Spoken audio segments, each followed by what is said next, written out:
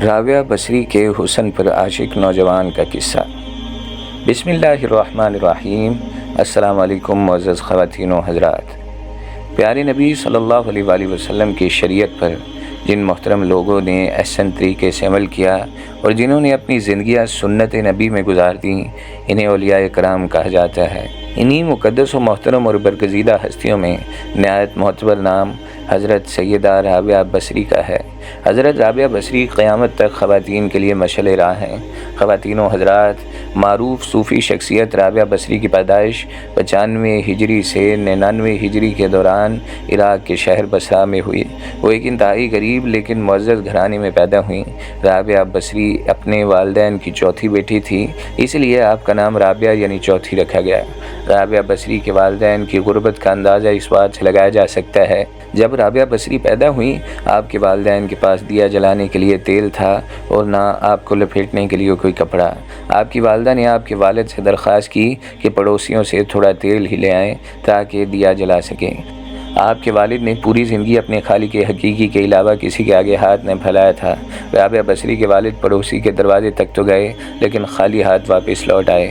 رات کو رابعہ بصری کے والد کو خواب میں حضور پاک صلی اللہ علیہ وآلہ وسلم کی زیارت ہوئی اور انہوں نے رابعہ کے والد کو بشارت دی کہ تمہاری نومولود بیٹی خدا کی برگزیدہ بندی بنے گی اور مسلمانوں کو صحیح راہ پر لائے گی۔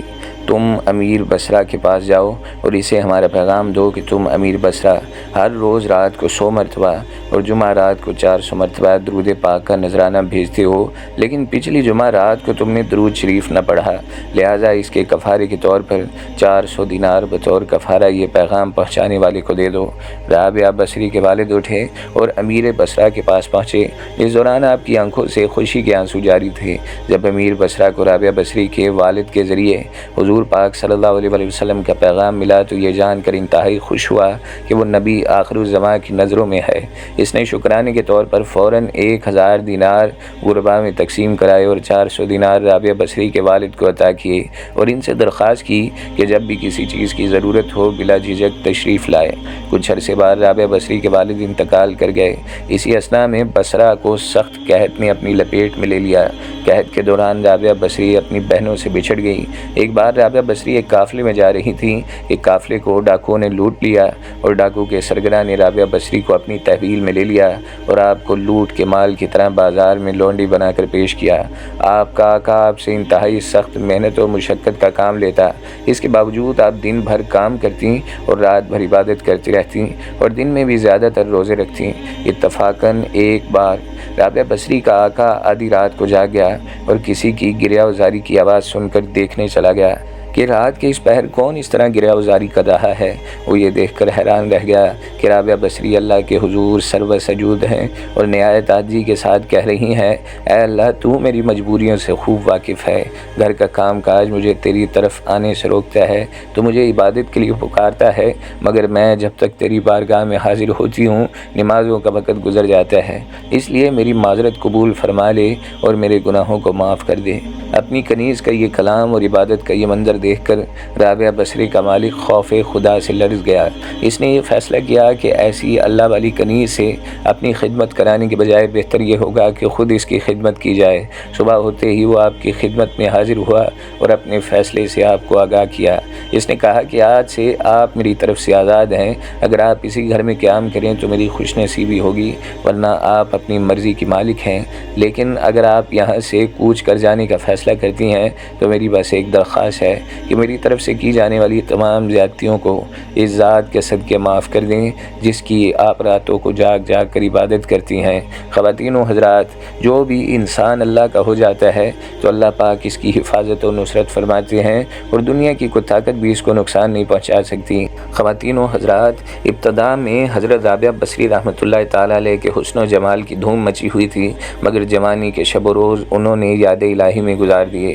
ان کے چہرے پر پاکیزگی کا ایک ایسا نقاب تھا کہ دیکھنے والوں کی نگاہیں خود بخود جھک جاتی تھیں۔ اسی زمانے میں ایک نوجوان نے انہیں رات کے وقت چاند کی طرح دمکتے دیکھا۔ وہ آپ کو کوئی غیر مرئی یعنی خیالی مخلوق سمجھ کر بھاگ کھڑا ہوا، لیکن دوسری صبح جب وہی چہرہ اسے بصرے کے ایک بازار میں نظر آیا تو وہ عقل و خرد سے ہاتھ دھو بیٹھا۔ اور رات دن اسی کے تصور میں رہنے لگا۔ آخر دل کیا تو مجبور ہو گیا تو لوگوں سے پتہ پوچھا۔ حضرت رابعہ بصری کے گھر جا پہنچا۔ آپ کہا کرتی تھی کہ دل کے دروازے ہمیشہ کھلے رکھو، کیا معلوم محبوب کس وقت دستک دے دے۔ مگر گھر کے دروازے بند ہو یا کھلے ہوئے ان کی دانش میں برابر تھے۔ نوجوان کو خلاف توقع ان کا دروازہ کھلا ہوا ملا۔ اس نے اپنے دل کی دھڑکنوں پر بڑی مشکل سے قابو پایا۔ رات کا وقت تھا، اندر چراغ روشن تھا۔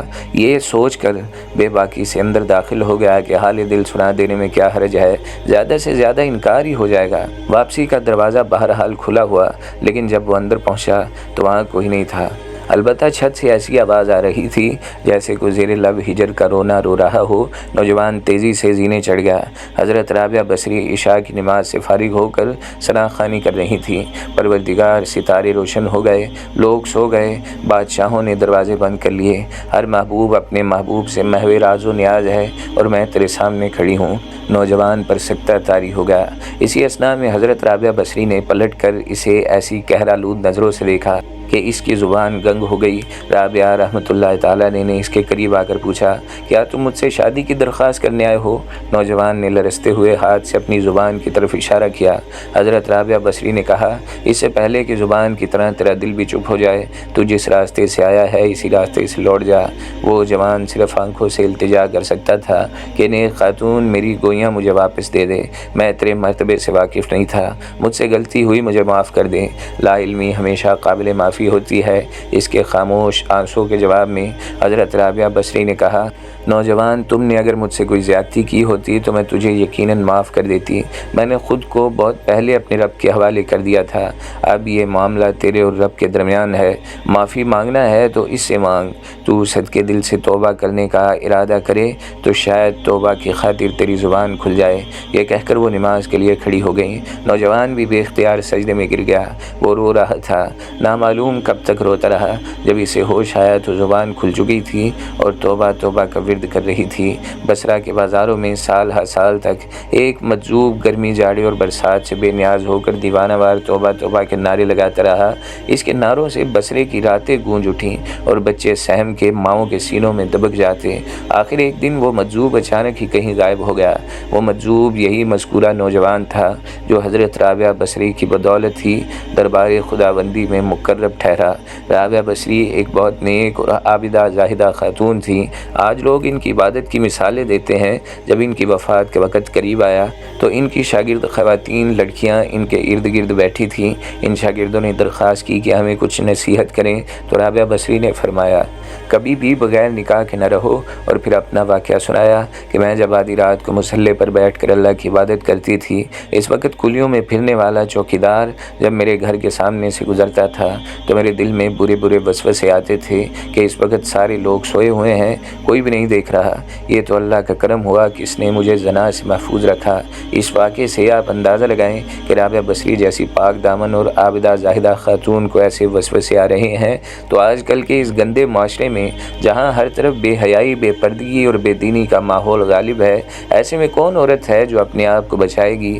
فرمایا، نکاح کے بغیر زندگی کا اسلام میں کوئی تصور نہیں۔ اللہ تعالیٰ کے نبی صلی اللہ علیہ وآلہ وسلم نے بھی شادیاں کیں اور ایک وقت میں 9 بیویاں چھوڑ کر انتقال فرمایا۔ رسول اللہ صلی اللہ تعالیٰ علیہ وآلہ وسلم صبح اٹھتے کہ اہل و عیال کے پاس غربت کے باعث کھانے کو کچھ نہ ہوتا اور شام کرتے تو بھی یہی حالت ہوتی، مگر اس کے باوجود 9 بیویاں چھوڑ کر انتقال فرمایا۔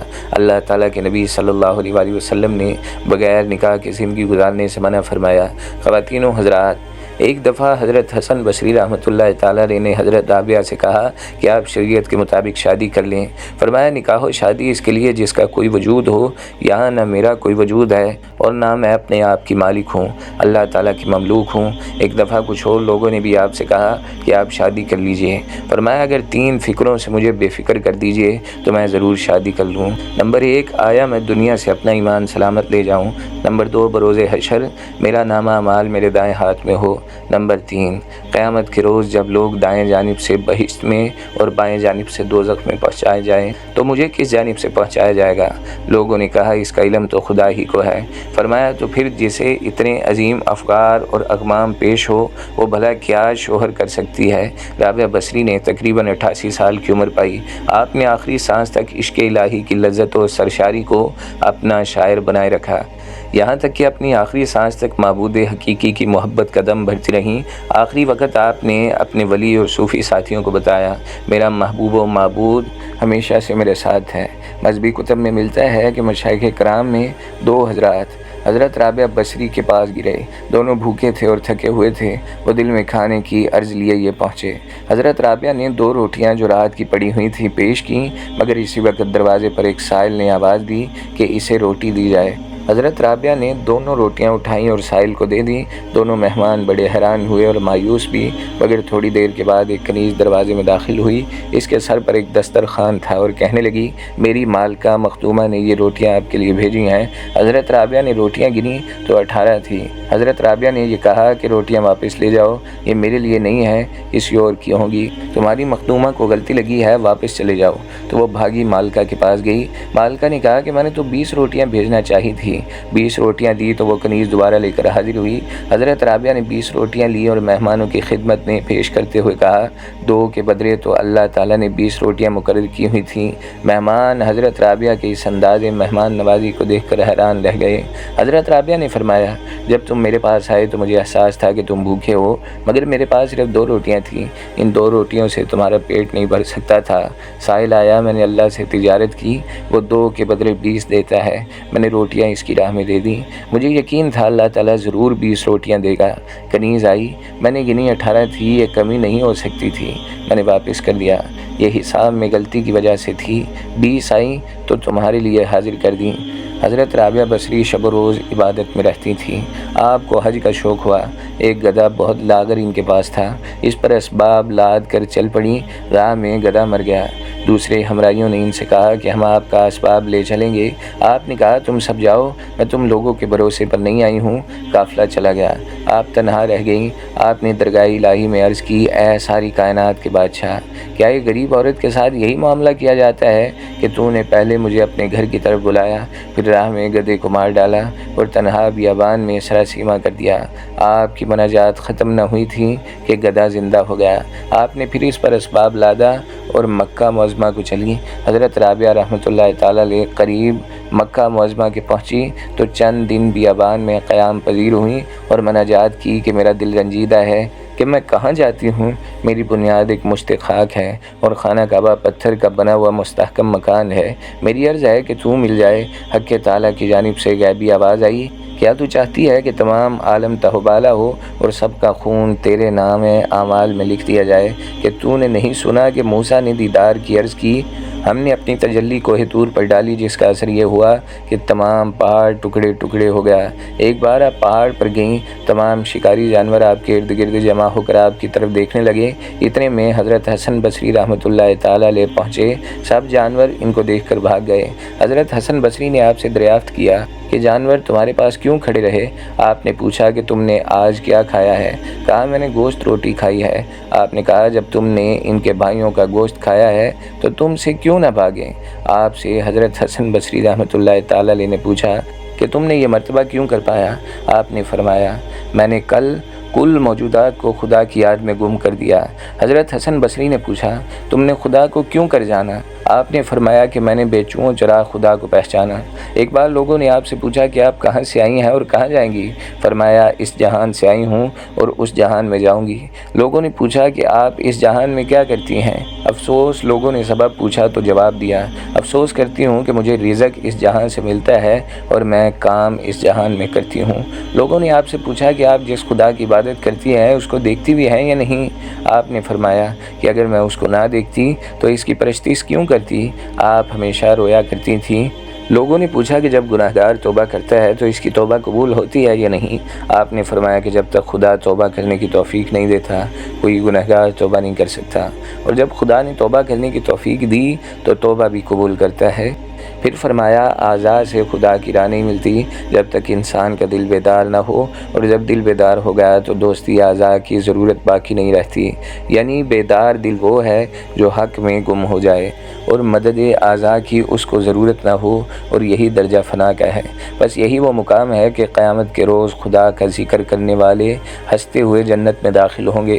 خواتین و حضرات، ہمیں حضرت رابعہ بصریہ کی زندگی سے یہ سبق ملتا ہے کہ اللہ کی پہچان کے دروازے مرد و عورت سب کے لیے کھلے ہیں۔ اللہ کی راہ پر حضور نبی کریم صلی اللہ علیہ وآلہ وسلم کے فرامین کی روشنی میں چلنا ہمارا کام ہے۔ باقی فضل و کرم کرنے والا اللہ تعالی ہے کہ وہ سجدوں کو شرف قبولیت بخشے۔